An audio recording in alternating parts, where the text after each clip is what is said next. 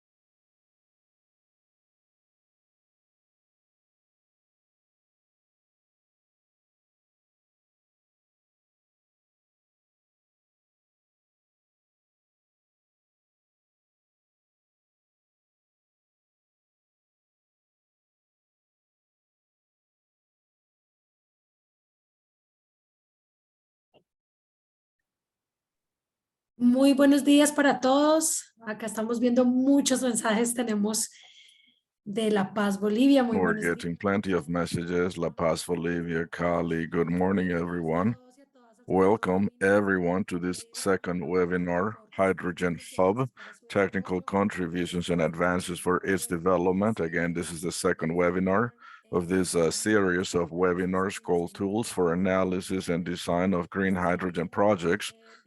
This is an initiative out of two projects, H2UP and PTX Hub of platform Let's Black with Fenoje and H2 Black platforms. The H2 app and the PTX projects are financed by the Ministry of Federal Economy and Protection of the Climate. Again, everyone, welcome. And thank you, Andrea, for the welcome remarks. Andrea Zapata is a member of GIC Colombia.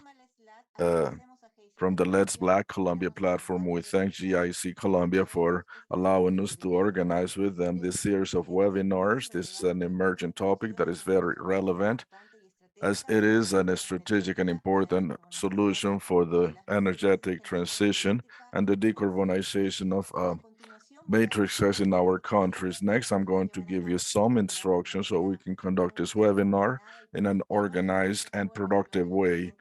Please, the next slide, please. The general indications are, again, this session is going to be recorded. Each one of you has to authorize that recording. Through the chat, we're going to share links and indications. We're going to also receive general comments. We have simultaneous interpretation. Look at the screen. You have to click on the glove icon where it says interpretation, so you can select the language of your preference. Escucharlo en inglés, selecciona English, por favor. You can select Spanish or English. Questions for the panelists. We have a Q&A session, and on the bottom part of the screen, you have a space for questions and answers, and we're also going to have an interaction or dynamic interactions with the participants, through Menti. In other words, you're going to answer some questions and then we're going to implement them in the training. All the materials of the session are going to be available through the Let's Slack website. We can see its link on the screen, and it's going to be shared. The link is going to be shared through the chat.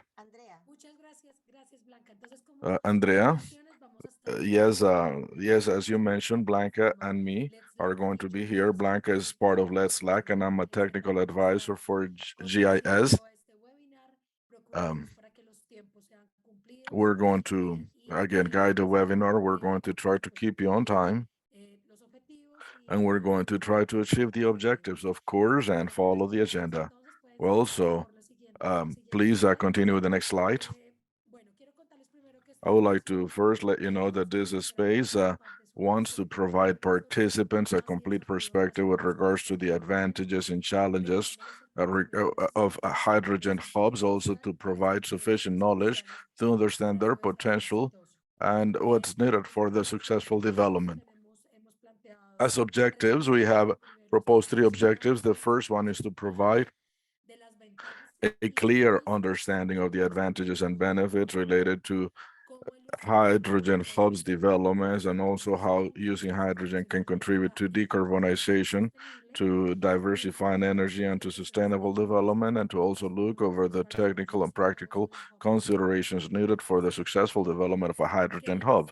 Also, the key aspects that need to be considered, such as its location, its infrastructure, integration with other energy sectors, and safety and efficiency standards.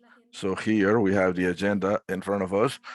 Blanca and me again, we're going to act as webinar facilitators or MCs. Then we're going to have some welcoming remarks from Sergio Garcia Fenoje. Fenoje, as mentioned before, are a partner of this a series of webinars. Sergio Garcia is the technical leader of Fenoje. Then we have a presentation entitled Panorama or Perspective of the Hydrogen Hubs with regards to strategic planning, benefits, and advantages. And after that, we're going to have a space for questions and answers. Then we'll have a presentation perspective of the enabling conditions for hydrogen hubs in Latin America and the Caribbean. And that's going to be presented by Luciano Caratori. Next slide, please. We'll have then an experience panel moderated by Monica Gasca, Director of the Hydrogen Association of Colombia. And we're going to have 4 panelists. I'm not going to read or introduce them because Monica will do that. And after that, we'll have a space for closing with Blanca Rengifo. Quisiera dar la palabra a Sergio García. So to begin, I would like to give the word to Sergio Garcia. Again, he's the hydrogen technical leader of the non-conventional energy fund of Colombia, FENOGE. He's an electronic engineer. He has a master's in electrical engineering. He has experience with renewable energy transition, and hydrogen. Hi, Sergio. Good morning. The floor is yours. Good morning, Sergio. Good morning, everyone. As Andrea said, I'm Sergio Garcia. I'm the technical leader of the Energy Fund for Non-Conventional Energies, FENOGE, in Colombia, part of the Ministry of Mines and Energy of Colombia. Thank you, everyone. Thanks for participating in this webinar. We're quite happy to resume these webinars. Again, this is the second one. And we have the support of GIC Colombia and H2 Lab. And this is mostly focused on the advances of green hydrogen and its implications and what we need to do in our region to develop this industry. As Andrea mentioned, today's webinar is going to focus on the technical aspects and on the experiences of other hydrogen hubs from other regions, which are basic to be implemented to consolidate the market and the energy system of hydrogen in Colombia. I see that we have people from all over Latin America connected. In general, the hydrogen hub is defined as the area or the space or the region where we have an offering and demand for supply and demand of hydrogen close by in relation to different industries, market energies, hydrogen, transportation networks, or transportation that uses hydrogen. The idea is to have the infrastructure for transporting green hydrogen next to production so we can promote participation of hydrogen in the energy system. If we have all this in the same area, it's easier to develop emerging markets that use hydrogen, especially green hydrogen, as part of their productive processes. What we are going to learn today, based on experiences from other places, is how we can make these hubs and use them as tools to develop the whole context of hydrogen in the region. And why hydrogen? Well, basically because we're looking for alternatives with low emissions. So we're speaking about decarbonization, electrification, we're speaking about economics, we're speaking about development of new technologies, especially in Colombia. What we want is to export, because around the world we are seen as possible large enablers with the capacity to export hydrogen to the rest of the world. So if we can learn and develop these hydrogen hubs, we're going to be a step ahead of what we want to consolidate the hydrogen market in the region. Again, this is a brief introduction, but quite likely panelistas y las presentaciones de hoy nos lo van a dejar Quite mucho más likely all the panel members and all the presentations today are going to make this a bit clearer. And at the end, we're going to understand better how they work, and we're going to understand better the experiences of other countries that would place us a bit ahead, a step ahead in the matter. Again, I would like to thank you for your participation, for your interest, for this large amount of people connected, listening to this green hydrogen topics, decarbonization topics. Quite likely, this way we can continue promoting the energy transition in Colombia and in Latin America. And I hope for this space to be a space of tremendous learning, of personal growth, and I hope that you enjoy it. And I hope that this is also a place for exchanging ideas. And again, welcome. And I hope that you learn and enjoy. And thank you, Andrea. Thank you for your welcoming words. As Sergio, yes, we have a very diverse public from all over Latin America. We're quite happy. Argentina, Uruguay, Bolivia, Colombia, Ecuador, Salvador, Costa Rica. Greetings, everyone. Quite happy for your presence here. And yes, it is a very interesting topic. Now we're going to begin with some questions, some integrations with you. We have prepared these questions to sort of like have an exercise with you. And Mantis, you're going to answer the questions. So we just share the link through the chat. Please access that link, and we're going to answer two questions. The first question, how familiar are you with the concept of hydrogen hubs? Again, how familiar are you with the concept of hydrogen hubs is the first question. And the second question in Mantis is, why are you interested in hydrogen hubs?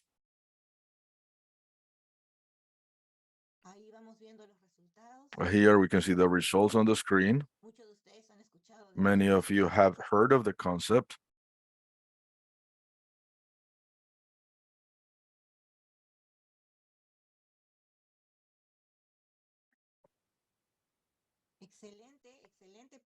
Right, excellent.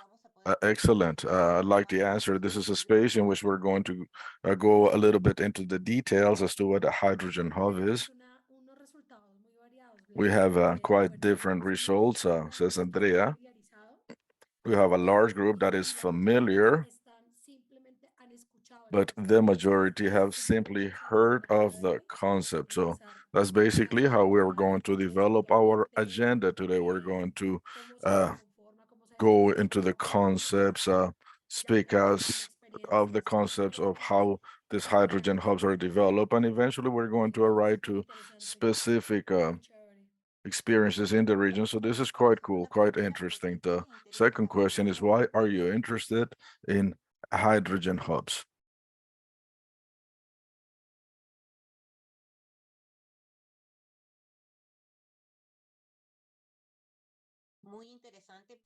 Quite interesting because the two largest groups is because they are working, again, two, because they are working on hydrogen topics and they want to incur into hubs. Yeah, very interesting results, Andrea. Right, interesting, but it is also interesting that only 3 people out of this very broad or this large amount of people actually work in a hydrogen hub. So it is great to interact with them. and to receive their contributions in the chat.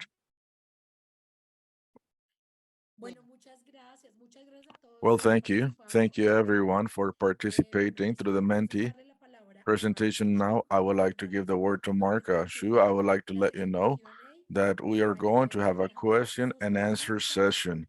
And please ask any questions through the question and answer session. Mark Chung is a director of the team of analysis of the hydrogen systems of the, he has directed research with regards to hydrogen economics for the past 3 years. He has promoted research initiatives for the industry.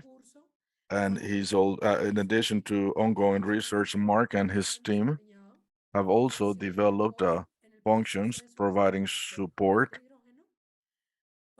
for hydrogen hubs for different teams through techno-economic analysis and life cycle analysis. Mark is going to present on the perspective or the panorama of hydrogen hubs and overview, benefits and advantages. Hi, Mark. Good morning.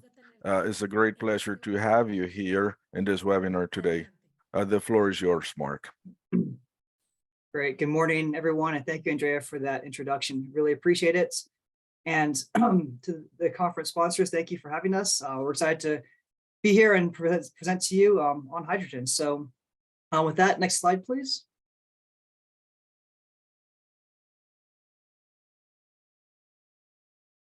Perfect. And so just a little bit about NREL. NREL is one of 17 federally funded national labs here in the US. Our mission is to advance the science and engineering of energy efficiency, sustainable transportation, renewable energy technologies, and integrated energy systems, which you can see in the 4 columns in the bottom left. These activities are also supported by sciences such as chemistry and nanoscience, computational sciences, material sciences, and then storage and analysis, which is the section that I sort of sit in. We have over 3,000 employees and have published more than 2,000 scientific and technical papers since 2020. Next slide, please.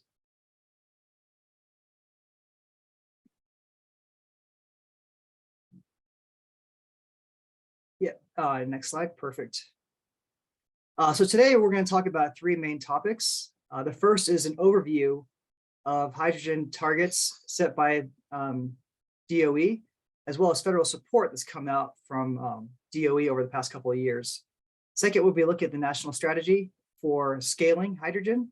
And then lastly, and probably what's of most interest to this audience is the role of hubs in developing the hydrogen economy here. Next slide, please. So in 2021, these initiatives kind of really kicked off with the Biden administration coming into office. Right off the bat, they set 2 key initiatives. The first is a carbon-free electricity grid by 2035. And then secondly, net zero greenhouse gas emissions by 2050 across all sectors. Then lastly, these 2 objectives are to be kind of met in lockstep with environmental justice initiatives, such as diversity, equity, inclusion, especially in energy jobs, manufacturing, and supply chains all throughout the United States. So this is kind of the backdrop for why hydrogen has kind of gained in popularity in recent years. Next slide, please.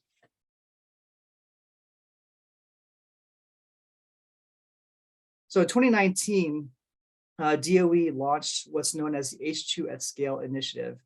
And so being at the national labs, we participated in this initiative by publishing a couple of reports on the technical and economic potential of hydrogen. So in this chart, what you'll see, starting from left to right, is how versatile a molecule hydrogen is. So on the left-hand side, we have production sources. So if you don't already know, hydrogen can be produced through a variety of means. The first is by fossil, which is the predominant means of production today. The second is nuclear, and then of course, through renewable energy resources. Moving over to your right, hydrogen can be used as a storage medium. So it's very effective, specifically in long duration energy storage. So applications greater than 10 hours of storage is typically what we found is where hydrogen fits in very nicely. It can also be used in the existing natural gas infrastructure system. So high pressure steel transmission pipelines, as well as your lower pressure distribution plastic lines. And then lastly, on the right-hand side, hydrogen has a variety of uses. It can be used for things such as on and off-road transportation, to ammonia production, creation of synthetic fuels, metals production such as steel, and then lastly, chemical and industrial processes, and then lastly, heat and distributed power. What's key here is that hydrogen is a very versatile molecule. It can be produced in many ways. It can be consumed in many ways, and it can also be used as storage medium, which makes it a very effective energy vector for decarbonization. But of course, hydrogen has its challenges. So we'll talk about those in the next couple of slides. Next slide, please. So hydrogen is a very light molecule, so it can be difficult to kind of contain and transport. Furthermore, the production process for clean hydrogen is expensive today. Right now, electrolytic hydrogen costs between $4 to $6 per kilogram to produce, which is relatively inexpensive. Hence, DOE's first Earth shots, of its many Earth shots, the hydrogen shot. So what is the hydrogen shot? The hydrogen shot was basically DOE's objective to get the cost of production of hydrogen down from about $5 per kilogram in 2020, 2021, down to $1 per kilogram in 10 years. So by 2030, the goal is to get production of hydrogen down to $1 per kilogram. So there are numerous ways of doing this. On the top right-hand side, the three key ways that we'll talk about or that are mentioned here are number one, reduction of the cost of electricity. So electricity today can be very expensive. We need to aim to reduce that cost of electricity from greater than $50 per megawatt hour to less, to maybe $30 per megawatt hour by 2025, then possibly $20 per megawatt hour by 2030. Secondly is capital costs. Electrolysis units, specifically PEMs, are extremely expensive to produce today. So the goal is to reduce those capital costs by 80% or more by 2030. And then lastly, when you consider the balance of plant and the operating costs, specifically refurbishments of the stacks, if we can get those down, around the order of magnitude of 90% or more, then we can get to these objectives of reaching $1 per kilogram by 2030. So in the past couple of years, DOE announced the US government passed two key laws to sort of spur research, development, and deployment of renewable technologies. So the first was a bipartisan infrastructure law, and the second was the Inflation Reduction Act. So the bipartisan infrastructure law, which you see here in this blue box, allocates $9.5 billion to hydrogen research, development, and deployment. $8 billion of that, however, is being applied specifically to regional hydrogen hubs. And later on today, you'll hear from our great panelists who have actually participated in these hubs and kind of hear their viewpoint on how that process is going.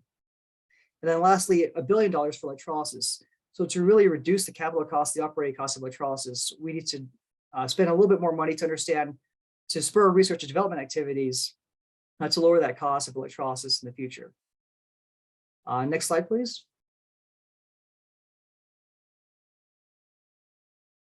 And as I mentioned earlier, the second act was the Inflation Reduction Act.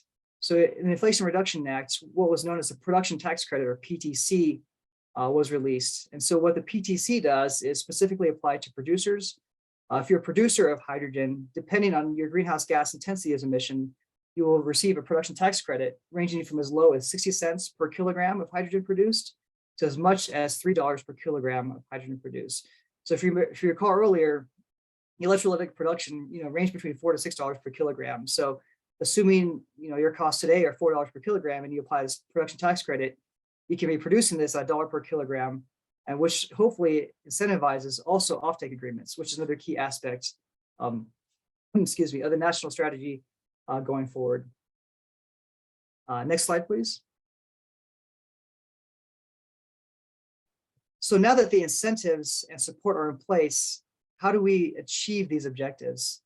So what I'm showing here is this vision that DOE set forth just this year, then the commercial liftoff strategy.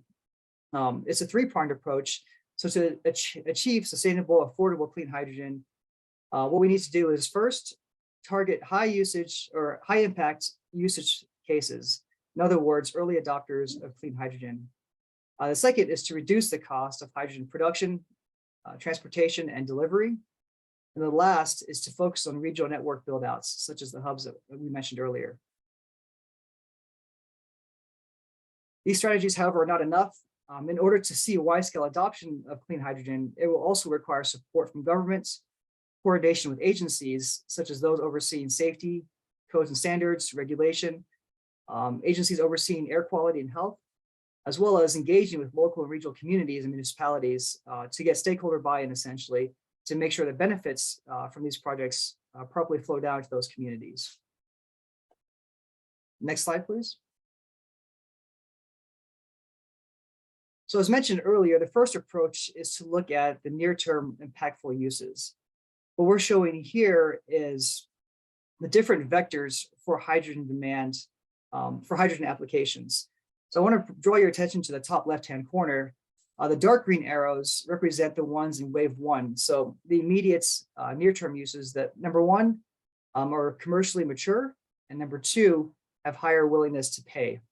This is really important for early adoption uses. As we pointed out earlier, hydrogen production is still relatively expensive, but as we draw those costs down, we'll move further right in this diagram and start to see, hopefully, more adoption by other industries. So for the immediate term, cases such as forklifts, buses, off-road vehicles, heavy-duty trucks, so your long-haul tractor trailers, and then clean ammonia. Those are sort of the near-term focus, folks with the higher willingness to pay where the technology is commercially available.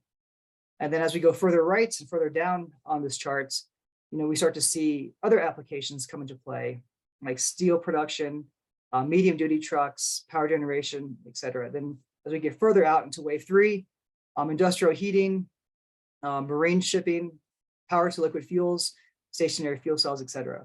So the key here really is that we're focused right now on the immediate term, the dark green arrows, and in some cases, wave two as well, but you'll hear more of this from the panelists later on.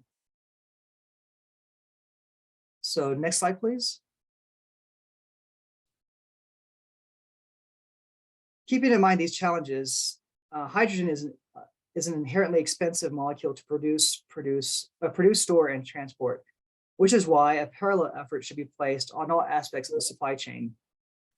So what we have here are clear actions and milestones across each supply chain component, starting with production at the top, delivery, storage, and infrastructure, end uses and market adoption, and then, of course, enablers.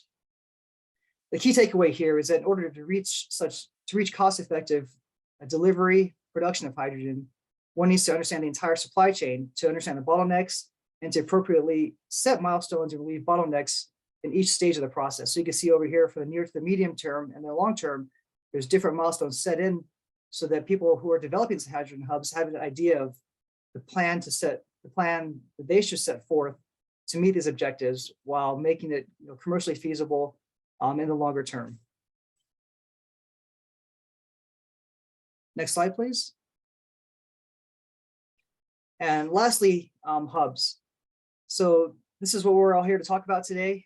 It's an important concept because of this broader National Hydrogen Vision. Hubs can enable scale at lower cost.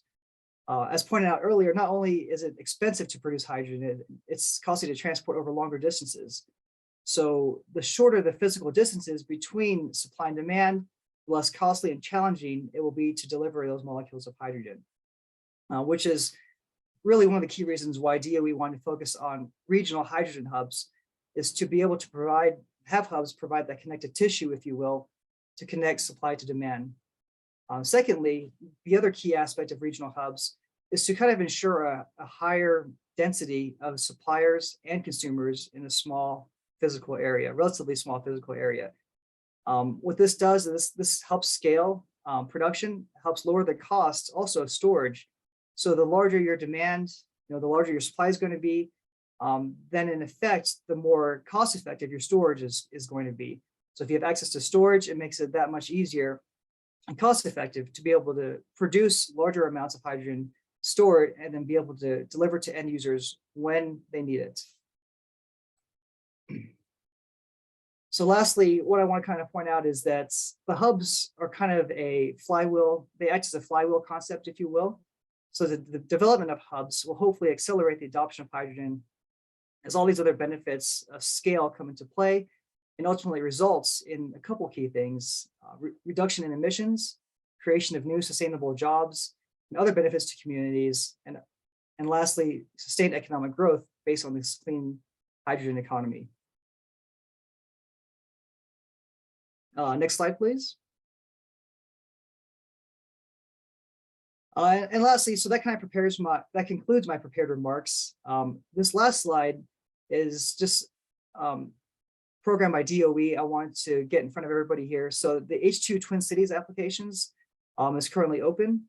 October 19th is a closing date. So what H2 Twin Cities is a chance for cities internationally to be paired with US cities who are developing hydrogen applications, such as production or demand or the ecosystem. So if you think your city might be interested in partnering with a US city and benefiting from mentor services from that city, DOE is allocating some funds to kind of help support those initiatives. So the link, the URL is here at the bottom. If you can't find it, you can just search H2 Twin Cities, DOE, and I'm sure you'll be able to find the link. So for any of you who are interested, please check this out. And that concludes my remarks for today. So thank you very much for your attention, and we can open it to questions if there are any.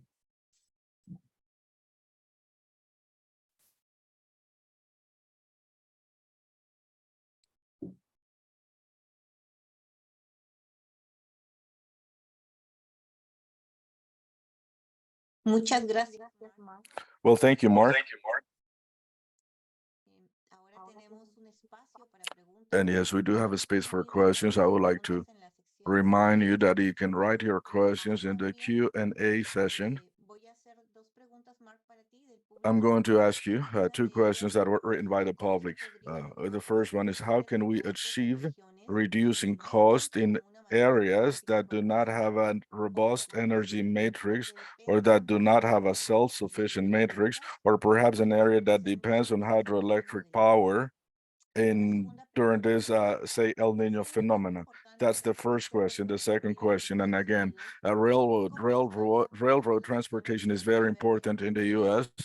Green hydrogen, how is it being applied as a priority for that type of transportation, and why? Those were the two questions, Mark. Well, thank you, Blanca. Actually, could you repeat the first question again? I don't think I understand the first one. Yes, of course. How can we achieve cost reduction in regions where we do not have a robust energy matrix or self-sufficient energy matrix, or a matrix that depends on hydroelectric power under conditions that are or have been affected by El Nino phenomena? That is the question. Yeah, no, that's an interesting question for sure. And we have looked at research to help kind of communities in the US who don't necessarily have access to strong grid services. So one key thing that we've been looking at is kind of offsite or distributed hydrogen production, paired, of course, though, with a renewable resource. So in these regions where the grid may not access certain regions, assessing the local resource potential is really important, right? So I heard mention of hydroelectric power. If hydroelectric power is available, that might be one resource to produce hydrogen, store it, and maybe use it for either backup electricity or other electricity uses when hydro is not sufficient, right? Wind and solar are other cases as well. Those are other resources that you can tap into your region. There are other technologies. Biomass gasification is sort of one that's up and coming. If you have access to biomass resources, that might be a pathway to consider to produce hydrogen. Again, that technology is not as advanced as others, so that might be slightly challenging. And then to address the second question, rail applications. So we have done quite a few rail studies. Railroad companies are looking at hydrogen-powered or fuel cell-powered powertrains. The jury's still out, though, as to whether hydrogen makes more sense in those applications versus batteries. It's not quite clear yet. But that's why I guess we continue to do the research to really understand the economics, and it depends on the duty cycles of the trains and how they're really being used, right? And the infrastructure they have access to. So I can't answer that question for sure, but it's an interesting one that we ourselves are still trying to answer.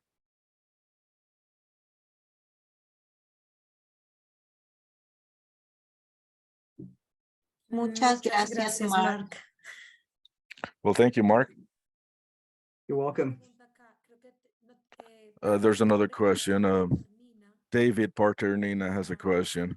Mark, how can we achieve cost reduction in regions or there's no, again, she's repeating the previous question, Mark. Again, in a region that perhaps depends, actually, she just realized she was repeating the prior question and she's, right, Blanca is confirming to Andrea that that was the question that she just asked. My apologies. So how are you implementing hydrogen certifications? That is the question, Mark. How are you implementing hydrogen certifications?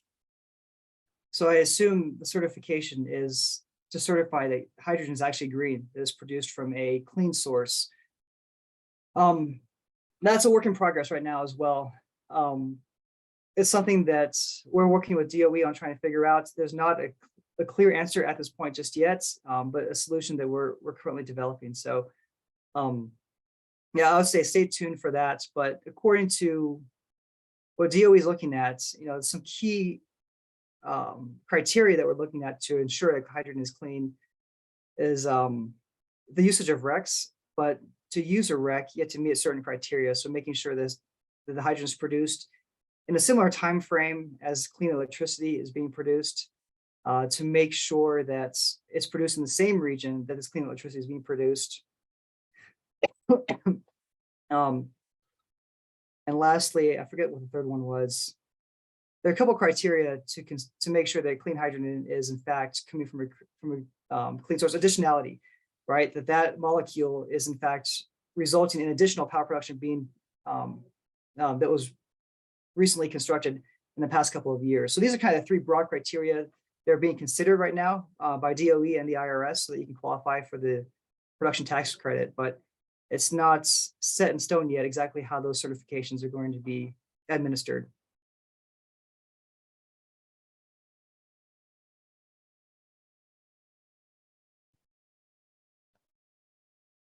Muchas gracias, Mark. Well, thank you, Mark. There's another question from Alejandro Ancojima, and he says that in general, government contributions are difficult. How can you receive or achieve receiving those contributions for these hydrogen hubs, Mark? All right, I think the panelists that you're going to hear from later on are probably best poised to answer that, but I can give a high-level answer. To qualify for funding, DOE governments really want to know, number one, how capable you are of actually deploying these projects, right? What is the financial viability of the partners, the people you're working with? What technology readiness level technologies are you using, right? Are you using low TRL technologies, or are you using ones that are more commercially mature and that are available today? Those are kind of two key aspects the DOE considers when looking at how to hand out funds for these hydrogen hubs. But as I said before, I think the panelists that you're going to hear from a little later on can answer this question in very great detail, as they're the ones who are, waist deep in this process right now.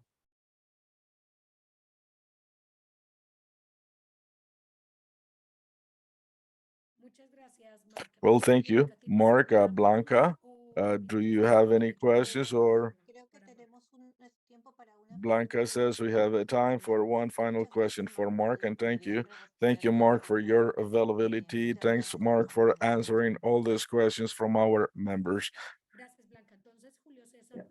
So Julio Cesar Giraldo has a question. The question is, transportation, railroad transportation being so important, hydrogen is not being prioritized in railroad transportation. I think this was the same previous question, Mark. Again, Blanca says that let's change that question because that question was already answered by Mark. Andrea says, my apologies, my system blocked for a little bit and I didn't hear the first question. So the question, hydrogen hubs, do hydrogen hubs have any advantages or tax advantages or any type of advantages? How is the global situation with regards to that, Mark? So in terms of advantages for hydrogen hubs, being in relatively close physical proximity is definitely one key advantage. It lowers the cost of transportation. Building pipelines, depending on the region you're in, can be extremely challenging or expensive, just due to either the geology of the area or the permitting and the processes that you need to go through to build such pipelines. In California, for example, it's extremely difficult to build pipelines. For other regions of the U.S., like the Midwest, the Gulf Coast, it's easier than other parts of the country. If you have access to storage, that also is a big benefit. Geologic caverns can help enable those hydrogen hubs to be more cost effective at delivering hydrogen, not just at a cheaper price than otherwise would be, but also kind of whenever they need it, right? So basically, on time, if you will, be able to deliver those molecules when those customers need it 24/7, even if necessary. Those are kind of the advantages of hubs at this point, and obviously scale, right? So if you have more production in a relatively close area, the permitting tends to be a little bit more straightforward. And then delivery of it, of course, aside from pipelines, the logistics of delivering it by gaseous tube trailer or liquid truck, if that's the delivery method you're choosing, can also be a little bit easier in a physical hub. In terms of incentives, obviously, if you're a hub and you apply for this funding, these funds help lower your overall levelized costs. So getting funding from the governments to help support this definitely helps putting the infrastructure in the ground, the steel in the ground, to kind of show that deployment of this technology is definitely achievable. And then once I think the private sector starts to see that, then you'll see increased private investment come in, which helps scale everything else up from that point forward. So that's one key advantage. And the one benefit, I guess, from hubs is it can lead to increased manufacturing, right? So one cost difficulty that I pointed out earlier was the cost of PEM electrolyzers. The CapEx is extremely high right now, but with hubs, if you can achieve a higher density of production in a small area or just higher density of production, it encourages or incentivizes massive or much higher scale manufacturing, which at the end of the day will hopefully lower the cost of the electrolyzer to the end user or to the consumer. So a couple benefits there from hubs, to the overall ecosystem, but then some benefits as well that I mentioned to the hubs, just being a physical hub in the US.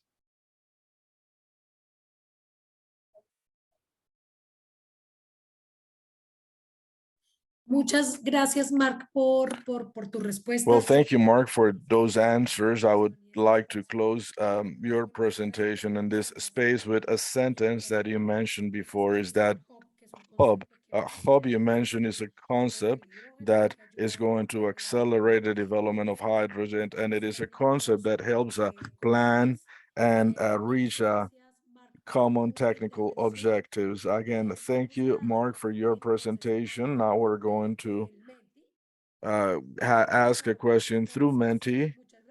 Thank you again. Plenty of applause for you, Mark, from the audience. So again, now we're going into the Mentimeter survey. Question number 3, please go into Menti. Question number 3, are you familiar with other hydrogen hubs in Latin America?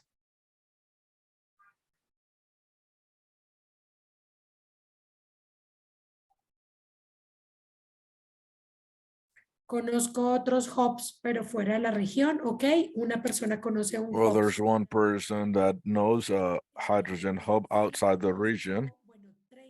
Well, actually 39 people are writing that they do not know any other hubs in Latin America. Interesting figures. Quite a challenging agenda, and I think that this agenda at the end of our session today, this pink bar in the middle is going to be in zeros, because you will all know different hubs in the region. precisely online. We have a second panel member, Luciano Caratori, international consultant and researcher for the Center of Climate Change in Torcuato, Argentina. Is the technical leader of the PTX, PT Hub International in GIZ, Argentina. Currently the leader of the energy cluster of the Chime and Hydrosteam, including the green hydrogen team, energy generation, transition from petroleum and gas, capture of carbon and access to energy, and he was responsible in 2022 for the petroleum and gas team. Subsecretary of Energy Planning, National Director and Assessor of the Vice President of the Mining Committee of the Senate of Argentina. Welcome, Luciano. Luciano is going to present a perspective of the enabling conditions for energy hubs in Latin America. Welcome, Luciano. Thank you, Bianca. Thanks, everyone. It's a pleasure to be here. It's quite challenging after Mark's presentation and before the panel discussion with such prestigious members. I'm going to try to do my best effort. I have a very brief presentation to share with you on considering the Menti responses, the surveyed responses. I'm going to try to use those questions to guide my presentation into specific areas. The first point or the first area is again to give continuity to some of the things that Mark mentioned with regards to the matters at the core of hydrogen hubs. In other words, what makes them a hub or not. And the second area is with regards to the enabling conditions for the successful development, of these energy clusters. Again, in general and in a specific in the region. For this, I prepare one single slide that would like to summarize as much as possible the different matters that are done in the different hubs. That again, at the core of the hub, we have this characteristics is what we see on the pie in the middle. Again, a successful hub for hydrogen development has these components that we can see in the center. Can you see my mouse? It's asking for confirmation. They confirm that, yes, we can see your mouse circling around.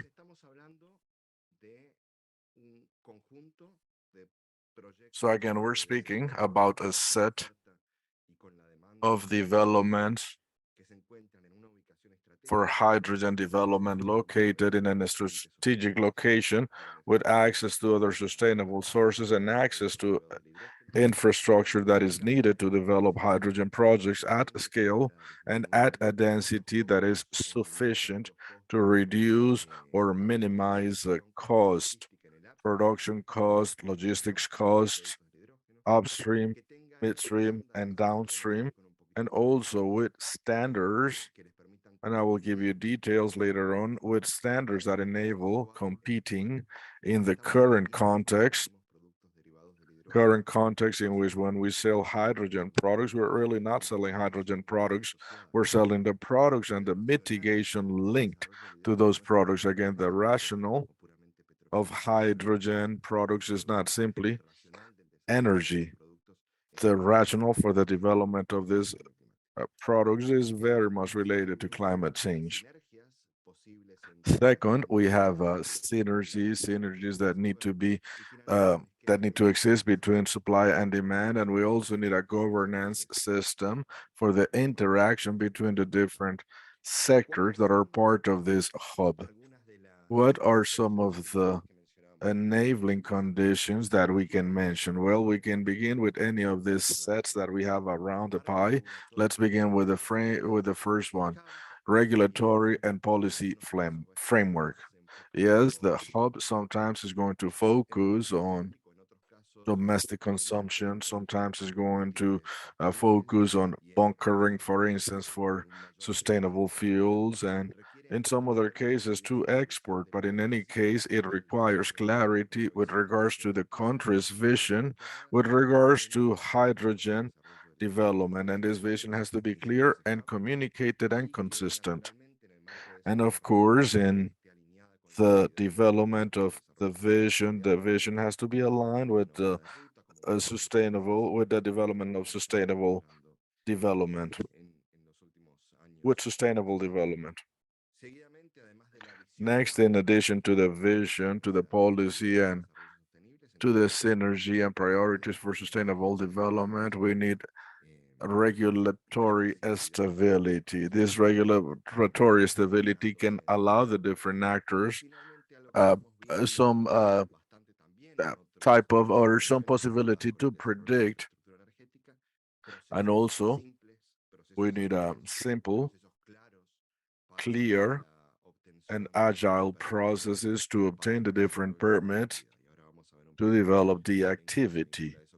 And in a minute, we're going to see how this links to the strategic evaluation and to the social impacts. In addition to the regulatory and policy framework, another priority or another enabling condition that is important for the hub development is to have access to infrastructure, both domestic as well as port infrastructure, in case the projects are focused towards exporting.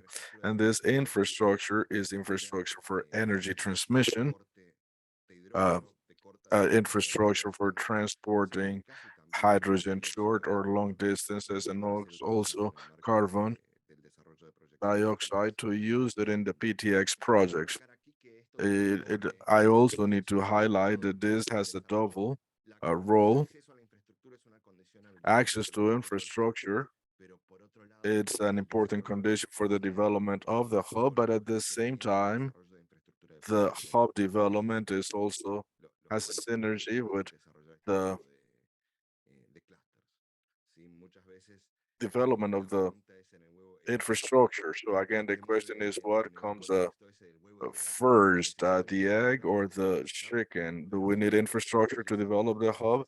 But at the same time, development of the hub has a synergy with the development of infrastructure of the country, and developing a clear business case for the development of the infrastructure can lead to the development of a hub. Another important characteristic is diversity.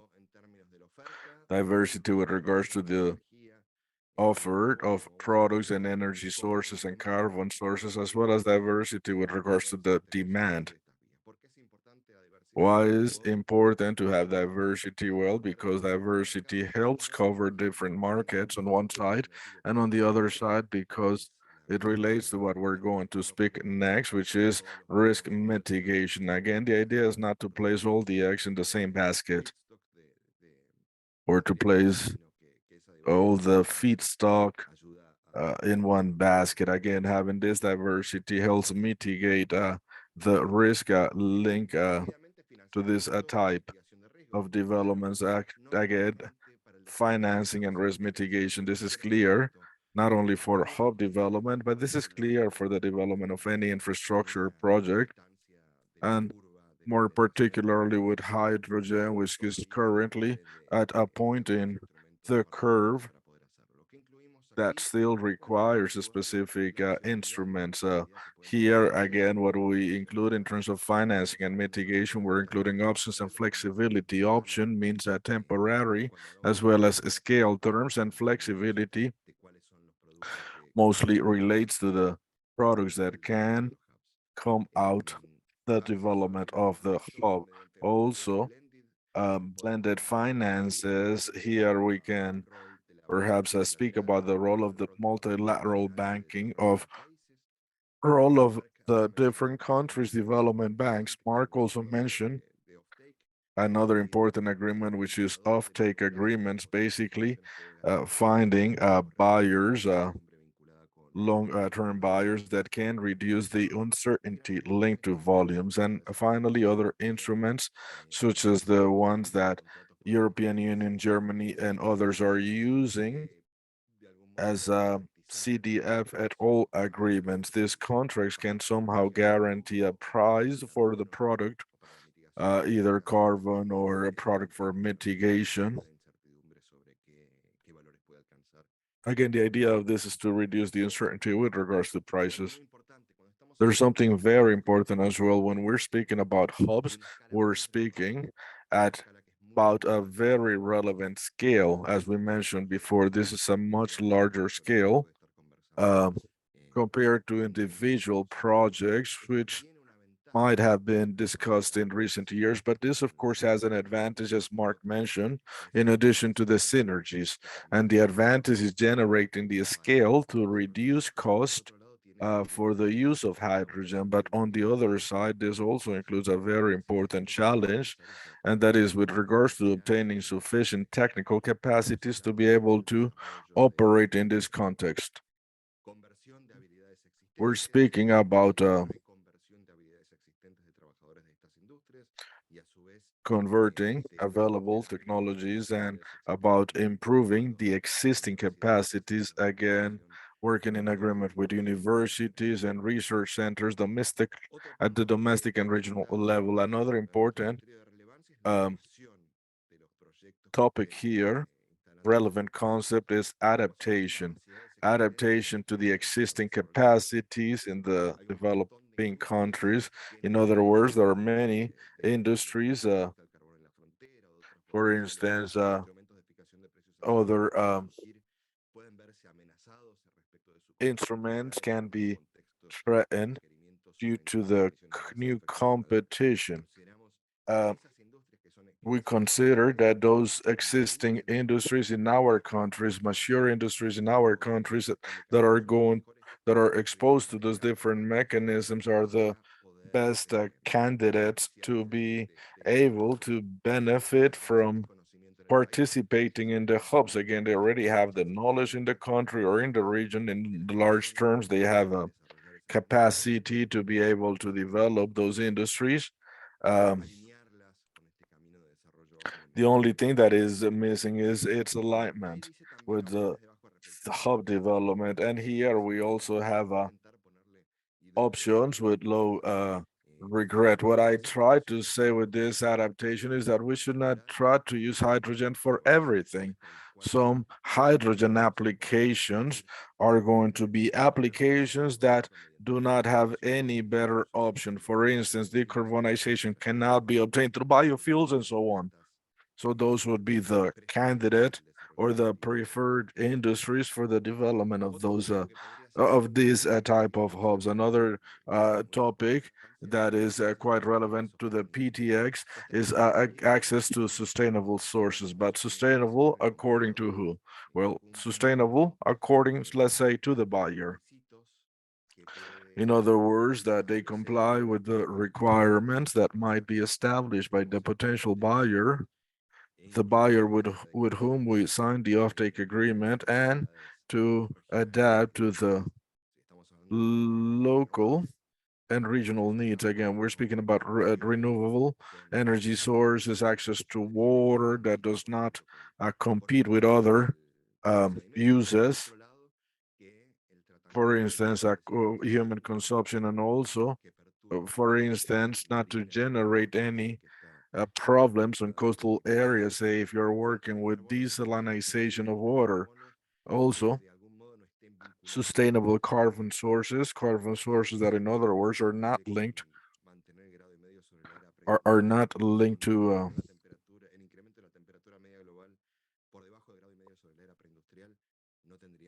big companies that commit to maintaining, preserving the environment, do not to be eliminated. Again, there's different carbon sources that can be used for the development of these types of projects, and maybe some of these carbon sources cannot be accepted or might not be accepted by potential buyers. So they have no space in this long-term vision. And traceability and certification. We need clear mechanisms to certify the origin of the energy, water, carbon, and the products themselves. And we also need clear mechanisms to guarantee traceability, either physical or commercial traceability based on the requirements established. And finally, and I think I'm doing okay with my time, I have 2 more minutes for my last point. The last element in this set is integrity. Integrity is perhaps the most important. Environmental integrity, in other words, for the project to have been priorly part of a strategic environmental evaluation and also an assessment of the environmental impact of the project in general and of all the projects in the hub. It also needs to have a social impact analysis, again, impacts for the local communities where the hubs will be developed, and that will facilitate obtaining a license. This also requires clear synergies with mechanisms for fair transfer, not only for employment conversion, as we mentioned before, with regards to activities,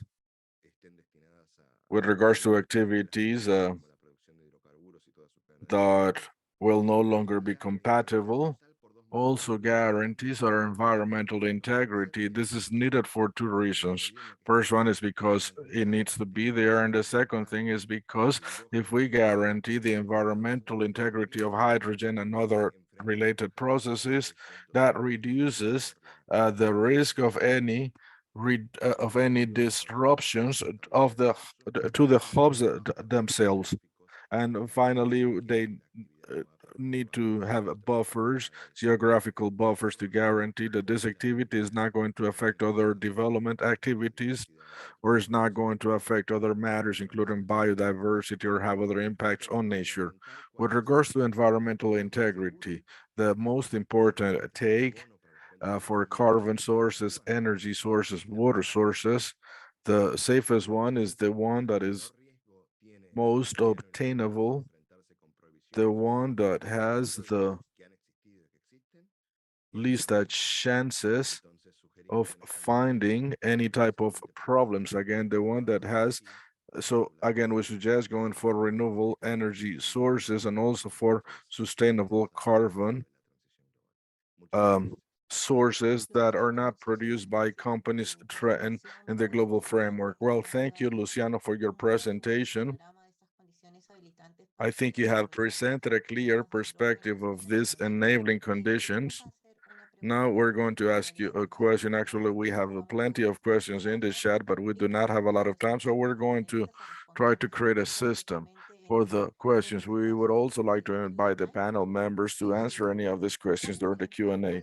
So the question we're going to ask is, what is the impact of the energetics mentioned in the different LATAM countries with regards to hydrogen hubs? And again, that impact on the hydrogen hub development. It's a difficult question, and please, the person that asked the question, correct me if I'm wrong. I think you're asking about subsidies to fossil fuels. Am I correct? Were you asking me about that? Well, if that was the case, well, my answer, subsidies to fossil fuels create a permanent disruption in the market. They create, well, they make some sources, for instance, renewable sources could compete better. They force, again, those renewable sources to require additional support to be able to compete. In other words, it's a distortion that generates more distortion. Because of this subsidies to fossil fuels, we need more resources to produce sustainable fuels. That in the different industries, beginning industries that require subsidies, well, those subsidies would really not be required as much if, alongside with the G20 or with the Pittsburgh Agreement, those subsidies to fossil fuels were eliminated. So in this sense, it seems as if somehow the algorithm is to eliminate subsidies to fossil fuels, to tax greenhouse emission gases to reflect their negative effect on the environment and on people, and along these lines also to contribute to the development of these technologies that um, could contribute through different policies and so on. But that is my perspective. Again, we have distortions that remain implemented, and those distortions force fostering additional technologies that would not be needed if the subsidies did not exist, or if carbon was properly taxed, or if greenhouse taxes were properly taxed. Muchas gracias, Luciano, por tu respuesta. Thank you, Luciano, for your answer. El tiempo y quisiéramos iniciar con la parte 2. Quisiera un We poco are right on time to begin with the second part. I would like to summarize. As part of this enabling conditions, you highlighted environmental and social impacts. You also highlighted integrity, environmental integrity, and I think that's quite basic.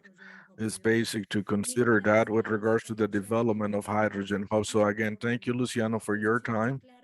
Thanks for this very clear presentation. And now I would like to invite you to be part of the second part of the agenda of this webinar. We're going to begin again with this panel of experiences. We have 50 minutes for this panel, and this panel is going to be focused on presenting experiences with regards to green hydrogen hubs in America.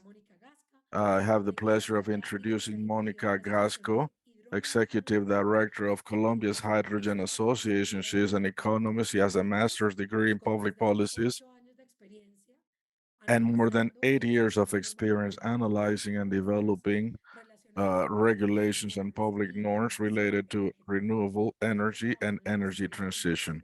She worked for the Ministry of Mines and Energy, where she was responsible for strategies for the energy transition of the country. She was also coordinator for the strategy for modernizing the sector, geothermal strategy, and hydrogen strategy. She has also worked in other companies as Air Colombia, Earth and You, Fedesarrollo, and ANDEC. So, Monica, welcome. Once again, I'm quite happy to see you today, and the panel is yours. Please go ahead, introduce the panel members and introduce your methodology. Well, perfect.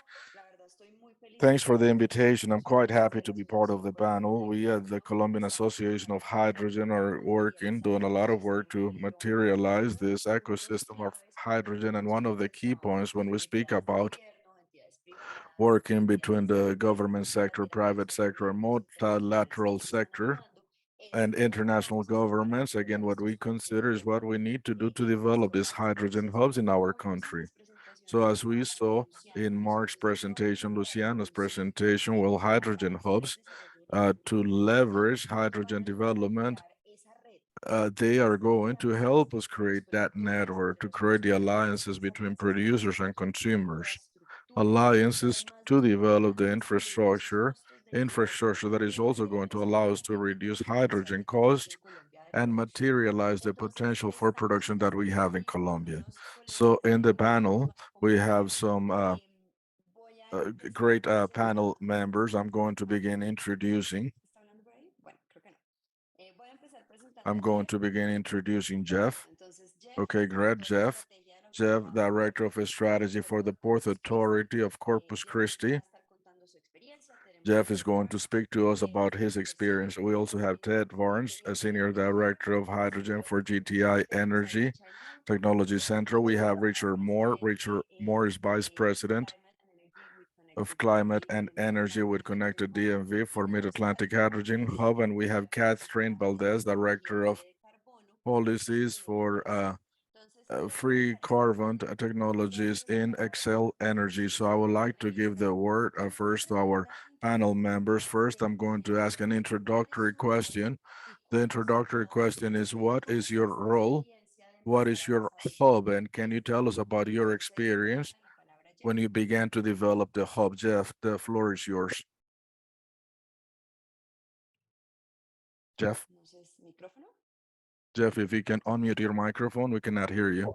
I'm working on it. Yes, thank you. And forgive me, I had an audio challenge there. If the first question was posed, it cut out for me. May I trouble you to repeat it, please? Or simply introductions.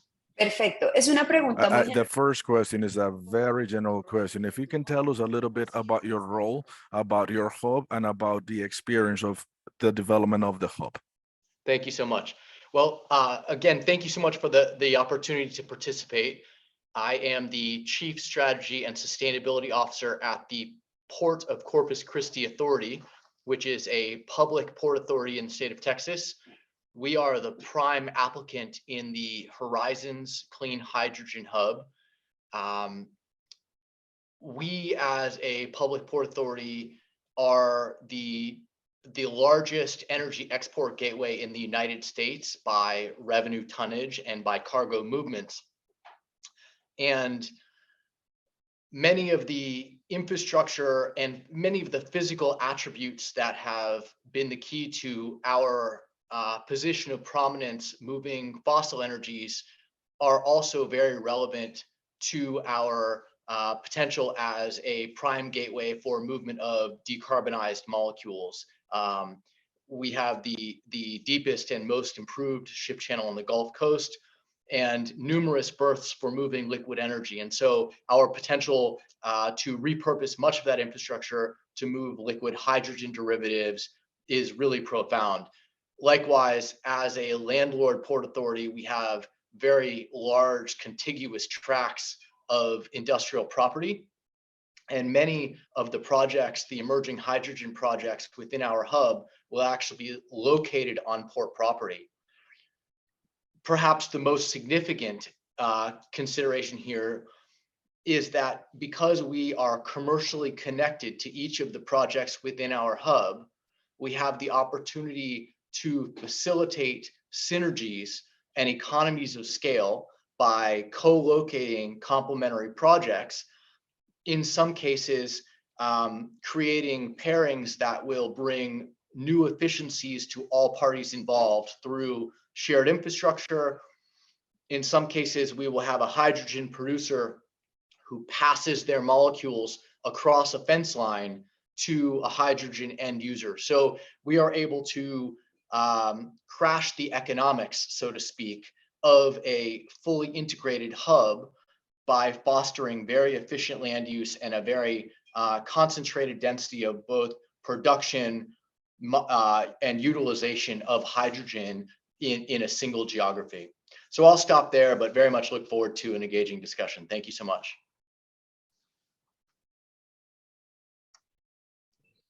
Perfecto, muy bien, muchas gracias. Ahora quisiera. Well, thank you. I am going to skip. I'm going to jump to Catherine. Catherine now. Catherine, if you can please tell us about your perspective on hubs, public policies, strategies, regulations that you have implemented to make these hubs a reality. Certainly. Catherine? Yeah, and I'm also trying to share a visual aid. Hopefully people can see that. Hello, I'm Catherine Valdez, Director, Carbon-Free Technology Policy for Xcel Energy. And Xcel Energy is a vertically integrated electric and gas utility that operates in 8 states. And you can see that on the left here. The inherent advantage of these states in this region that we serve is the significant renewable resources that overlay this. If you added a wind resource or a solar resource map overlay to this map, you would see how abundant the opportunity is for renewable energy development across the red areas here. And it's because of that Xcel Energy is a leading utility in the United States in pursuing comprehensive environmental and sustainability goals. We have committed to an 80% carbon dioxide emissions reduction by 2030, and to be a zero carbon electric service provider by 2050. Similarly, we are a gas distribution company, as I mentioned, and by 2030, we hope to lower the emissions from our gas business, both the customer combustion of gas all the way through the supply of that gas, so our own infrastructure, by 25%, and to be a net zero gas service provider by 2050. And lastly, we are very engaged in the transportation electrification effort and are hoping to see 1 in 5 vehicles in our service territory powered with electricity by 2030, and to have accessible zero carbon transportation fuels by 2050. That could be electric, that could potentially be hydrogen as well. So it is with these significant goals and this opportunity we have inherent in our geography that we have really been focused on hydrogen. My role is to figure out what are the state and federal policies that will help us develop and pursue technology that we don't use today. So wind and solar, natural gas generation, coal plants that we built decades ago, those are established and integrated into our business, with many on their way out, as our coal plants will all be retired by 2030. So how do we pursue everything else we will need? Hydrogen, geothermal, advanced nuclear, long duration energy storage, et cetera. That's what I've been focused on. But hydrogen specifically, we see as a really key part of achieving these aggressive sustainability goals. And so with that, we are very involved in our primary project in 2 of the proposed hydrogen hubs in the United States. The Western Interstates Hydrogen Hub, WISH, is Colorado, New Mexico, Utah, and Wyoming over here. And in this region, we are very focused on utilizing our renewable wind and solar resources to make hydrogen that can serve our electric generation and our gas customers, as well as the industrial sectors in Colorado, sort of in the middle of this hub. There are 8 project partners in this collaboration. And so there are projects in Wyoming, New Mexico, and Utah as well. And this effort really coalesced with the leadership of the state governors. They kicked it off and linked the states together, recognizing that a national hydrogen network really needed connectivity across the whole country, and they wanted to bring that to this Mountain West area. The second hub that we are actively supporting is referred to as the Heartland Hydrogen Hub. And this had similar state support and leadership. And in this region, we are focused on utilizing, again, our wind resources, but we also operate nuclear power plants, which are a really promising way to further develop clean hydrogen, and that we would use those resources to make hydrogen in Minnesota, and then partner with 2 other project partners that are looking at diverse clean hydrogen production plans within this region. So that's a little bit about the hubs we're supporting and how it aligns with our emissions reduction goals.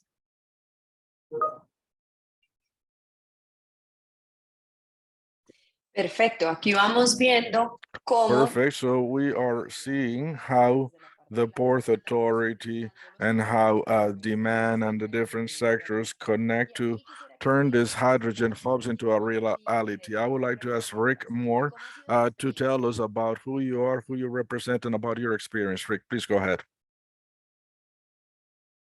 Great, I'll try and take over the share screen. Doesn't look like I have access to share until that comes down. Okay, great, thank you.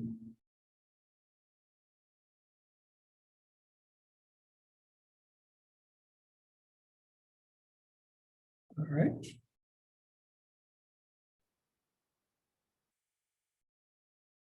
Hopefully you can see that. I just put the QR code there, and as opposed to a whole bunch of information that you'll see otherwise. So good morning, everybody. Thanks so much for the opportunity to be here. Really appreciate the chance to engage with you all and my fellow panelists. By way of introduction, just like to begin with a quick overview of our organization, Connected DMV, because we are a bit of a non-traditional entity. And I'll start with the name. The DMV starts for DC, that's Washington, DC, Maryland, and Virginia. That's the DMV part of our name. And as that name implies, we really understand that unlike many other major metropolitan areas in the US, Metro DC's integrated society and economy crosses the boundaries of multiple state jurisdictions and the district. And therefore, our responses to the challenges and opportunities here really need to be regional rather than siloed in either each one of those individual states, or the District of Columbia. And that's really where we come in to sort of connect this region. As a nonprofit, our focus is on the dual mandate of regional economic renewal and social equity. And for us, these two principles really stand side by side, kind of tied together. We believe that you can't achieve one without the other. They really need to be linked. And operationally, we're set up to be a delivery function that supports the many great existing organizations sort of that already represent our region.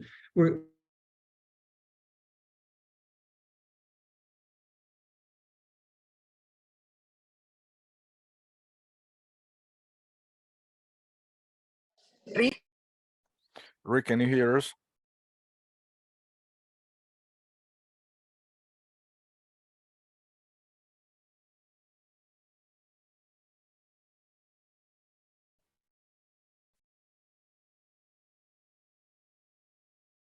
Am I frozen out? You're back. Okay, I apologize. Not sure what happened there. My connection is normally pretty good. Sorry about that. So anyway, operationally, we're set up to deliver projects, sort of real world projects with real world results. And we can talk a little bit more about how we do that. But broadly speaking, we've built a coalition of groups. We're not a dues paying membership organization. We're more of a coalition of the willing, if you will, that combines our region's leading government, academia, industry, and community organizations. So we really look for a way to partner with the entire region to deliver and look forward to discussing more about one of those key initiatives, which is the Hydrogen Hub, as we move forward today.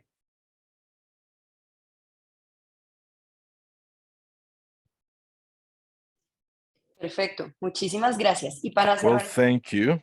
And to close the first question round, we're going to ask Ted.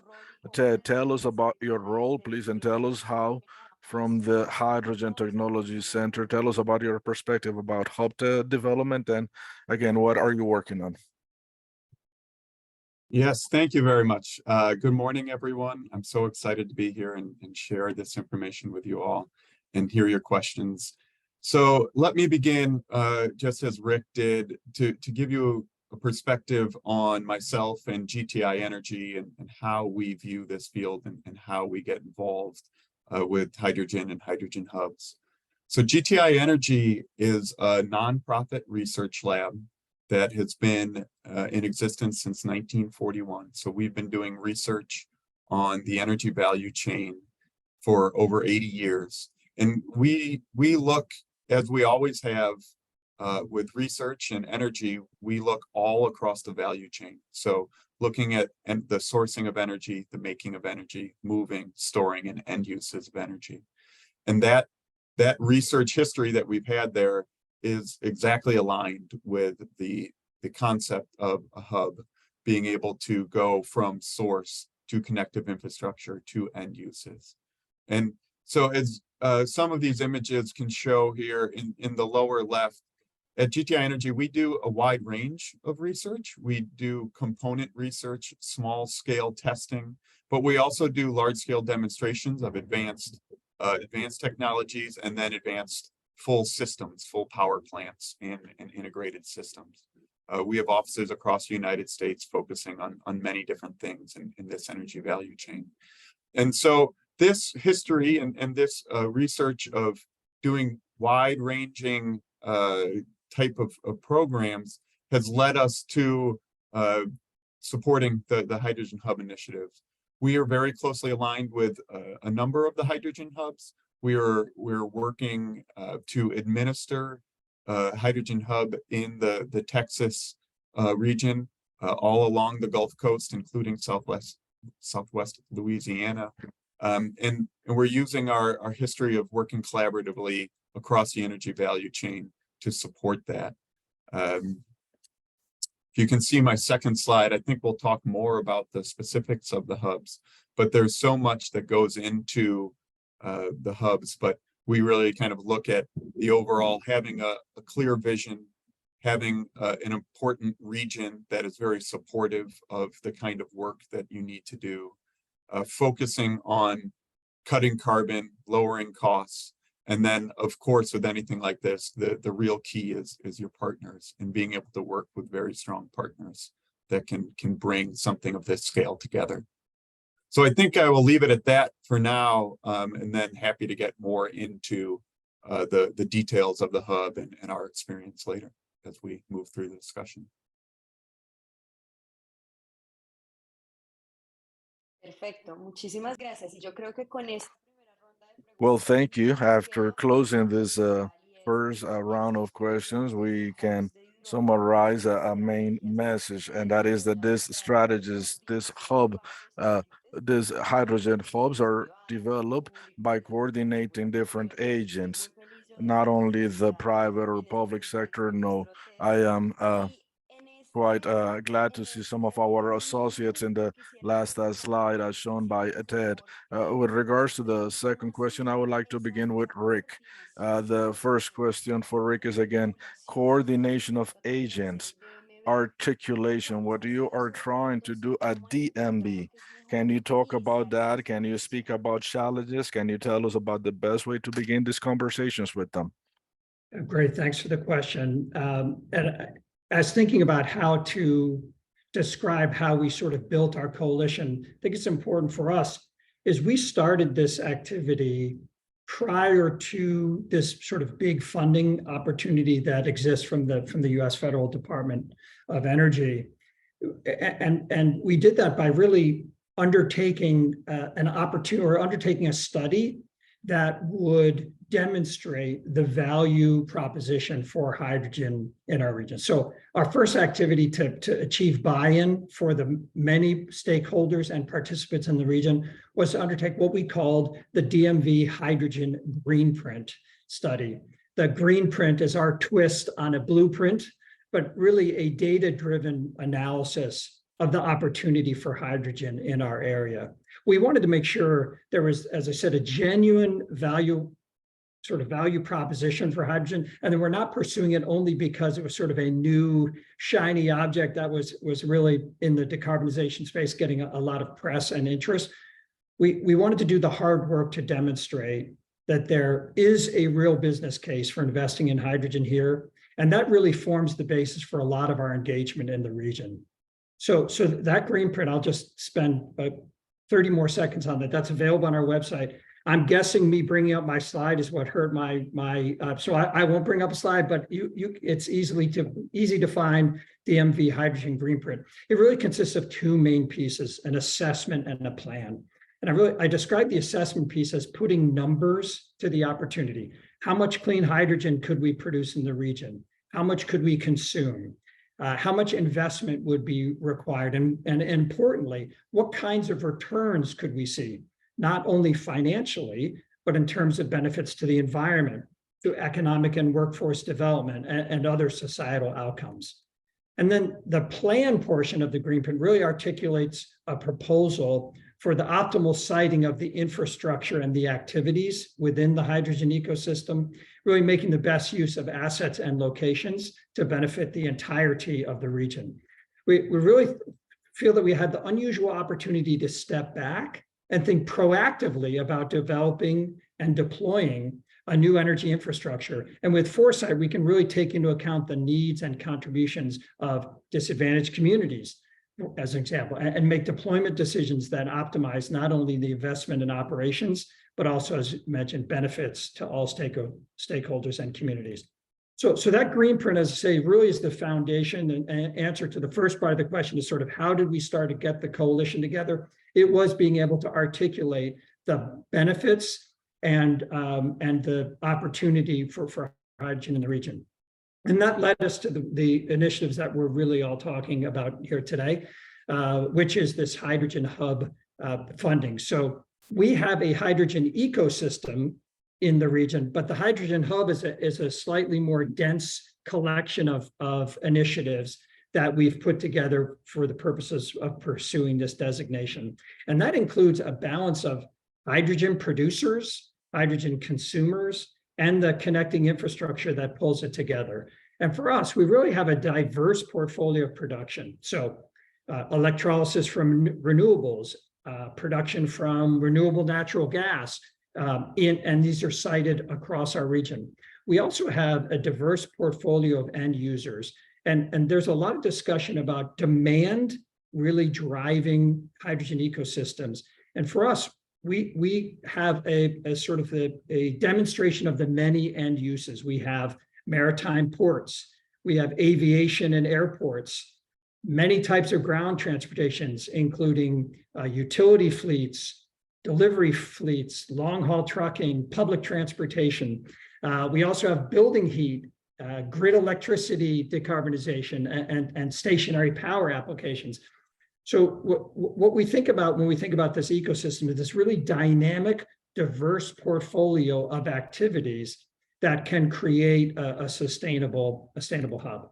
The other thing that's sort of interesting about our area, if you think about where we sit on the East Coast, we're really in the middle of how the East Coast economy in the US runs, from, call it, Portland, Maine, and Boston and New York, and down all the way down to Miami.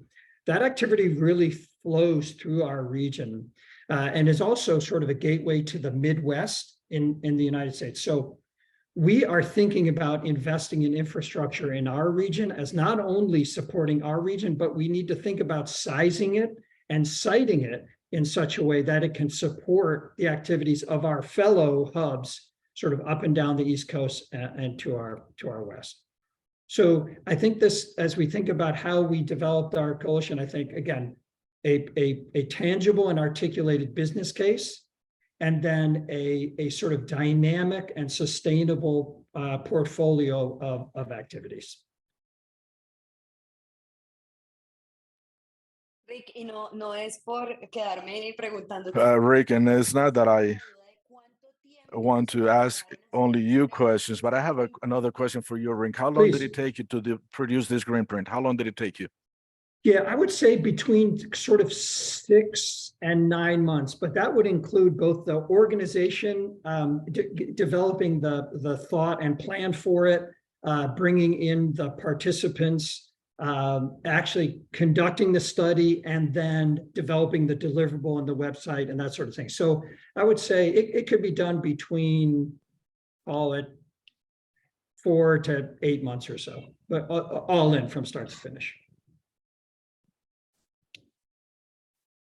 Bueno, ojalá en Colombia pudiéramos hacer. Well, yeah, hopefully we were able to do a project in Colombia in that amount of time. Now, Jeffrey, I would like to ask you, Jeffrey, about articulation in Corpus Christi, and how has it been, meaning the coordination between the government and the private sector? Again, tell us about your experience, please, Jeffrey. Yeah, thanks.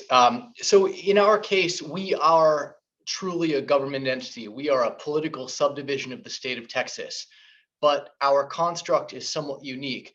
We are a taxing authority, but we do not tax. We exist entirely within the means of the revenues generated for the services we provide as a port authority.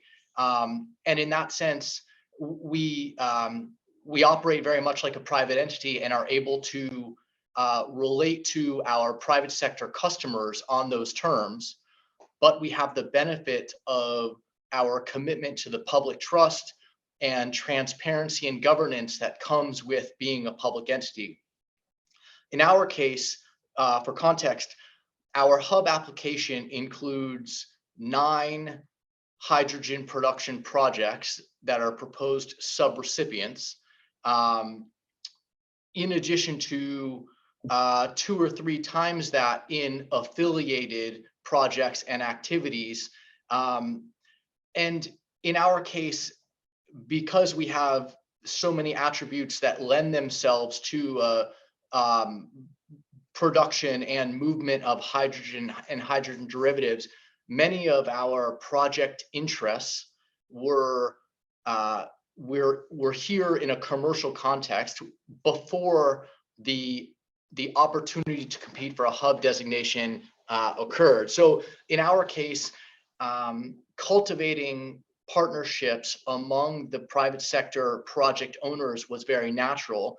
It's essentially an extension of our typical business MO. What the hub process has done for us is given us an opportunity to really emphasize the central functions of the Port Authority in funding, developing, and while we will not operate, there will be operation of central infrastructure elements that serve all of the projects within the hub. So in this way, as the commercial common denominator to each of these private entities, we are able to propose a hub concept that is much more than the sum of its parts. So in contrast to simply aggregating independent projects, we are actually proposing to commit some federal dollars to infrastructure that will serve multiple users within the hub, again conferring some efficiencies and economies of scale that would not exist if it were not for a central public entity. But it's a very natural role for us because at the end of the day, building large capital infrastructure is what we do as a port.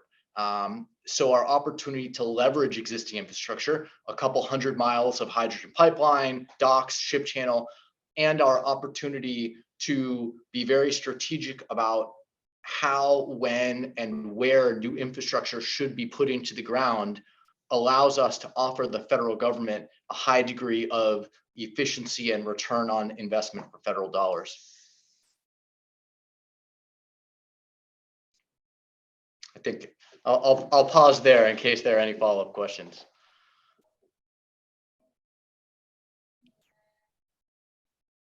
Perfecto. Un rol muy importante de coordinación que vemos no solamente en el desarrollo de hubs, sino en el desarrollo de todo. There's a very important role with regards to coordination, not only for the hub, but for the whole ecosystem of hydrogen. And again, we're saying that we have different agents with different expertises inside the chain. Now, I would like to continue with Catherine and then Ted. You, from the perspective of the private sector, what is your perspective with regards to the government? Do they enable those strategies, and what recommendations can you make to improve and to implement this type of strategies in Colombia? Again, Catherine, the floor is yours. Very good, thank you. Yes, so Xcel Energy is a private investor-owned business, but we are regulated at the state level. So I'll use Colorado as our example for this answer. To advance our investments, we need support of our state regulators.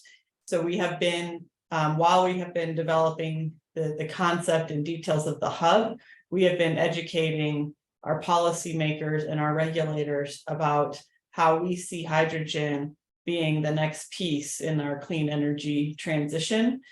And with that, we were able to support state level policy that basically clarifies that we can advance hydrogen projects to our regulators for approval. And it characterizes the types of hydrogen, the very focused on the cleanest hydrogen that can be produced, but advancing that within the state and just clarifying that it does align with the state's goals. We have those company emissions reduction goals, but our states, especially Colorado, also has an aggressive roadmap of what they want the state's economy to look like with regards to economy-wide emissions, and that this would align with that. So state policy helps us advance our projects through our approval process.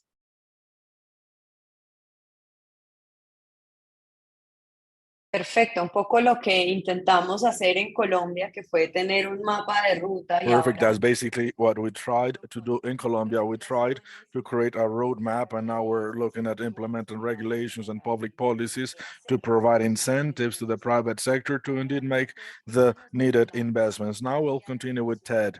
Technology, innovation. What is your perspective, Ted?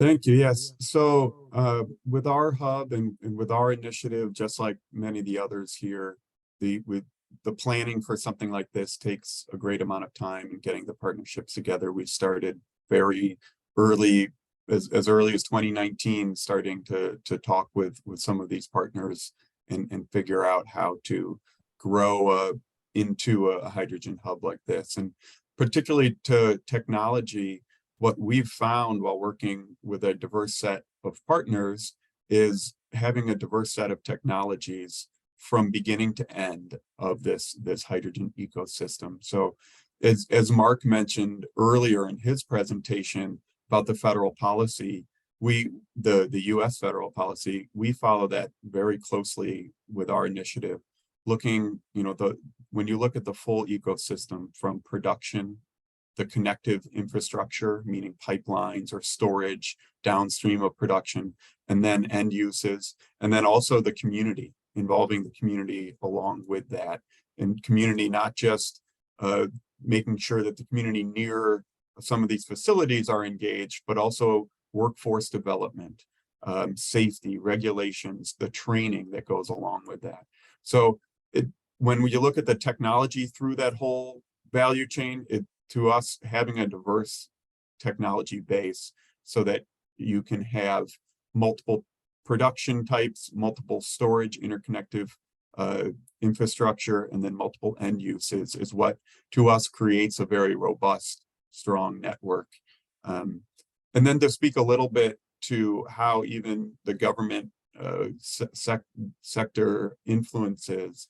In the US, we've been very lucky. Particularly recently, the government has started to work into the economics of the equation. So not only a production economics, but also the downstream demand side economics, supporting getting that beyond all of the technology and the partnerships it takes for a hub. Of course, that low cost is a big part of this. And so the US federal government has supported that. Texas is on the regulatory and even in some of the state government recently has been very supportive of hydrogen as well. And so, we're lucky to kind of have that public-private partnerships and being able to leverage those state and federal policies. Monica, if I could add one connection to what Ted was saying on supporting demand, that Colorado policy I mentioned was creative in that regard, where our hub concept has identified production and consumption of the clean hydrogen, but with the hope that all of these are supposed to grow and expand and serve the broader economy. And so to provide support for industrial and transportation offtake, the state of Colorado enacted a consumption tax credit, essentially trying to support industry in our region, that if they make the investments, if they start to procure clean hydrogen, they could receive a state level tax credit. State, incentives are what the state can afford and can provide, but it's a strong signal, I think, that that there's a lot going into the production, and with a little kick, we can, get smaller industries and partners to come in on the consumption side too.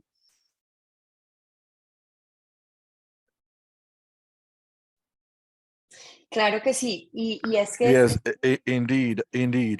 And it is, yes, very important that in addition to thinking about exporting, countries such as Colombia, we are thinking a lot about exporting our hydrogen, but it is also very important to see how we can create our national demand, domestic demand. How can we make our companies begin thinking about using hydrogen as a strategy for decarbonization? One more question, very much related to what Catherine just answered regarding finances. financing strategies, right? Many countries have implemented financing strategies, specifically especially the United States. The United States has invested billions of dollars to make this a reality. So what is your opinion? Has this financing strategies improved the viability of projects? And can you tell us a little bit about those strategies? Maybe in Colombia, we can learn from those strategies so we can move our local demand. So maybe Kathy, perhaps you would like to complement and continue. Complement Sure, your prior answer. I could start the panel off. I'm sure everyone will have a comment on this one. The Hydrogen Hub program and the grant structure for essentially the equipment and the investment side, the hardware, is useful, but it's a big country and energy infrastructure is expensive. So, you know, it will help a lot. It will kickstart the hubs that are selected. But the subsequent policy that the United States government enacted around tax credits that will be more, you know, widely available was, we believe, really profound in advancing clean hydrogen. And now, you know, we are anxiously awaiting the final guidelines on how those tax credits will be made available and what will be required. And there are some nuances and complexities there that will matter quite a bit to the economics of hydrogen, but the combination of buying down some of the first of its kind technology with the grant structure, but then, you know, the tax credits to really accelerate the production side, we believe will be very effective.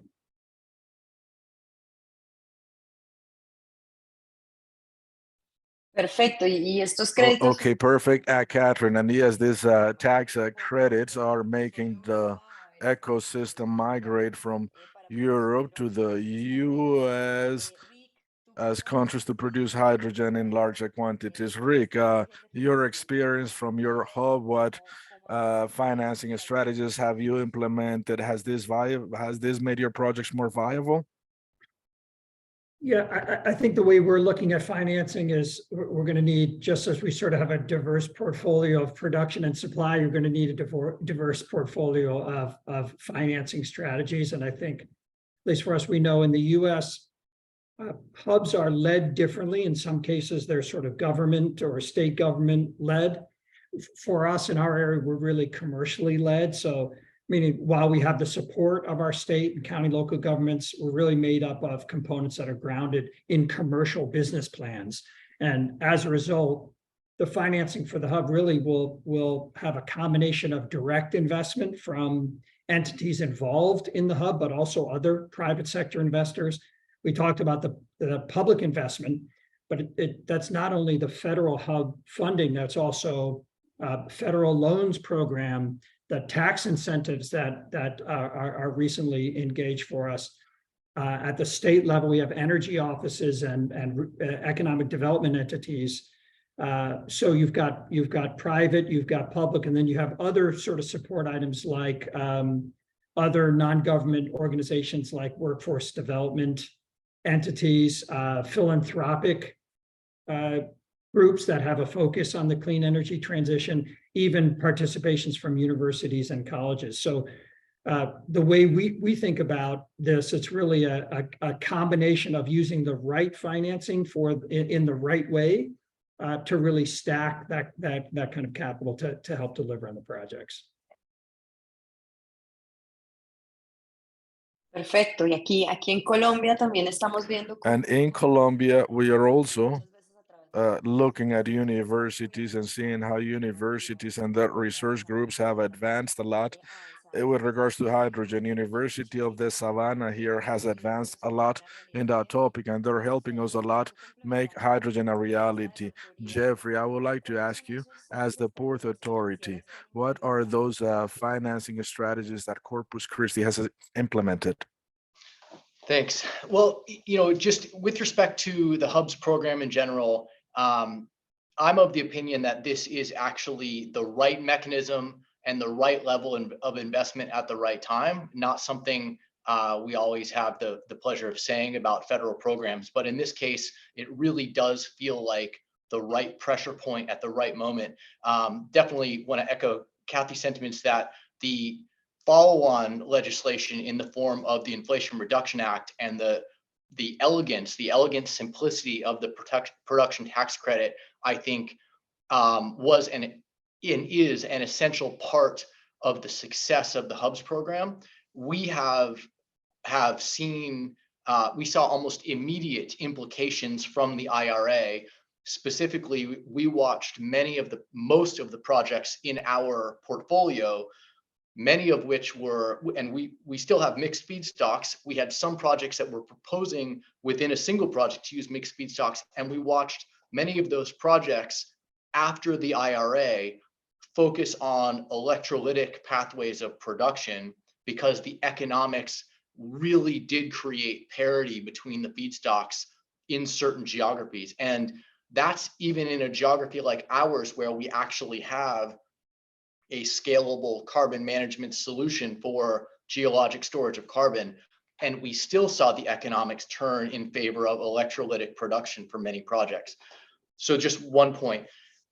With respect to project financing, what we've heard from the project owners within our hub is that the promise of a hub designation and the confidence that comes with the investment of federal capital in projects brings a degree of confidence to the marketplace, both upstream and downstream. So it creates lender confidence for the part of the finance requirement that isn't met by the federal government, but it also creates ancillary market confidence with both suppliers and off-takers that the project has merit and is worth investment. So it's interesting. It's not that I do absolutely think that the power of $1 billion investment is significant. I think no one can shake a stick at $100 million of project capital. But in many ways, I think the power of the Hubs program is the vote of confidence that comes with it, and the degree that it has forced those of us in a central role to sharpen our pencil on comprehensive commercial strategy in a way that would have happened naturally over time, but would have taken much more time. One last point, if I may. Having spent some time in Europe this spring, I can say that the elegance of the production tax credits in the IRA has, I think, catalyzed policymaking around the globe. I think the power of the IRA is not just what it is doing for our domestic hydrogen economy, but what it is doing to incent or inspire, even begrudgingly, other governments to follow suit. So to use a US basketball term, the US government has set the pick around which everyone else needs to flex. I think there are some critical questions remaining, and Catherine alluded to some of them. I also think that we need to, one of the key variables will be around time matching for renewable generation and how we qualify low carbon electrons to power electrolysis and we really need to see government sync up with respect to policy. So the devil is very much in the details, but I think this is a case where we've really seen the right levers pulled at the right time.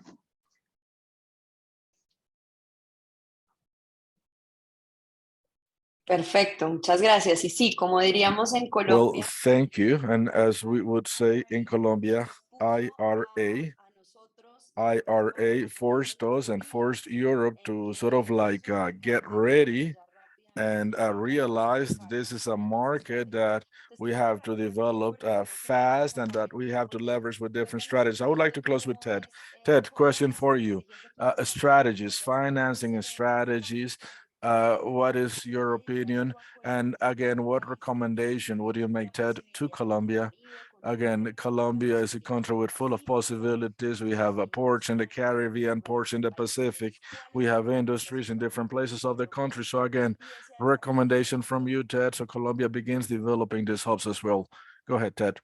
Yeah, thank you very much. And I could simply say that I agree completely with the other three panelists. They covered the economics very well, and our team has seen the exact same kind of response and exact same interest to production tax credit, as well as to the amazing opportunity from the hub funding. There's no doubt we do like to believe that funding like this and getting the economics right allows the momentum to grow, and then allows hydrogen to grow at scale, not just within these hubs, not just across the US, but globally as well. And so I do believe that this is the kind of program, the kind of funding level and interest that can help across the globe.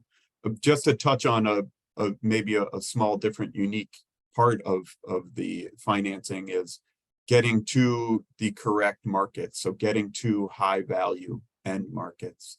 The US federal roadmap talks a lot about kind of these high value end markets. It's just one more place that you can ensure that your hub and all of the effort that goes to it ends up at ends up getting good value back to those producers, and then also making the connective infrastructure and also supporting those communities. And so that's just one more place to focus. The upstream production tax credit, even the demand side support from our federal government will lead to all this, but then finding the right markets and letting that initial success grow and get that momentum going and leading to more scale. And once again, that great loop that happens, then costs come down, more people get interested, it becomes more global of a market, and hopefully one day getting to kind of a transparent, open market as many commodities are.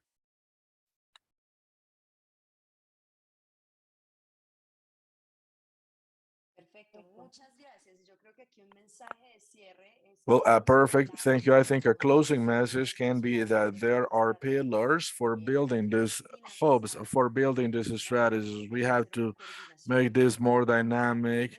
We have to make national demand more dynamic. We have to coordinate public and private actors. And for a country as Colombia, what we're doing is quite important with the support of countries as Germany, GIS, Let's Lack, and other supporters. Again, the idea is to bring those international experiences about success stories to Colombia so we can continue thinking how we can coordinate this publicly, privately in Colombia, and be able to have these hubs in Colombia, hubs that are going to make us competitive with regards to hydrogen production, and hubs that are going to help us develop our national infrastructure to develop the domestic market.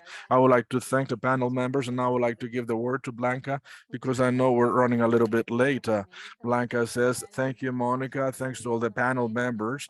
It's been a very high level panel. Thanks for sharing your experiences, your opportunities in the region. Now we're going to continue with the public so we can conclude. We have a fourth survey question from Amanti. Can you please share it? You have the link, you have the QR code, and the last question is again, to see the results of our event. Again, the fourth question is, how familiar are you now with the concept of hydrogen hubs? And again, please respond. Again, you guys are familiar with the methodology, you heard about it, so we're hearing your responses. We're registering your responses. Please, I'm asking you to continue participating, responding. And it was a pleasure having shared this space with all of you. As we receive the remaining responses, Andrea, please join me.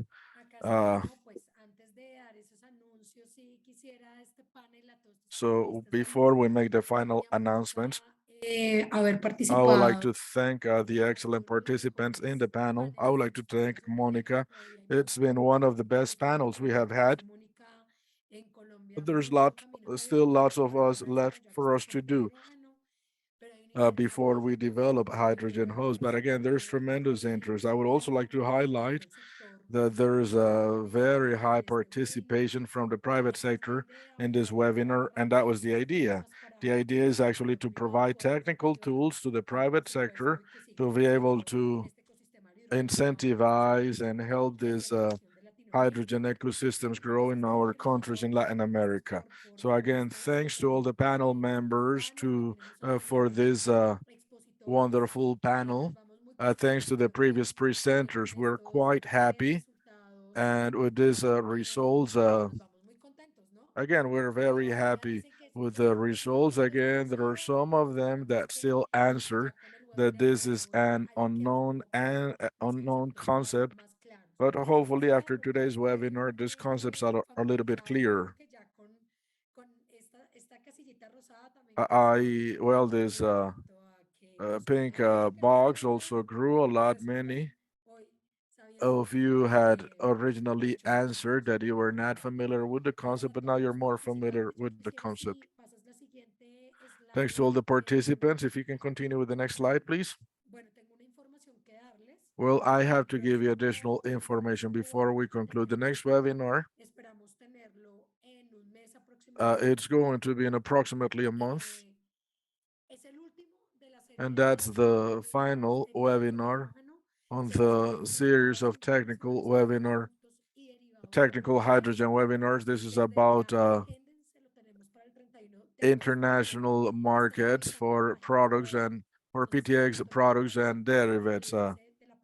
If someone can please help me share our web site through the chat. Again, in our website, you can access our materials, meaning the presentations, meaning the recordings, the agendas, and some other key messages. So you have the link on the screen.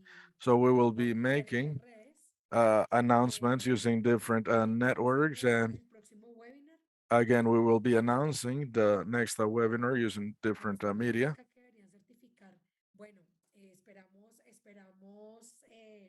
Well, we'll see how what we can do with regards to certificates. There was a question about certificates and Andrea replied, we'll see what we can do about that. Thanks everyone. We finished right on time. It's 11 in the morning. Thank you. Thank you, everyone. Thank you, Andrea. Thank you, Blanca. Thanks to everyone. And have a great day. Have a great day, Fred, Ted, Rick. Everyone have a great day. Luciano, you too. So they're all saying thank you and goodbye. Mark, you guys have a great day. Everyone, have a great day.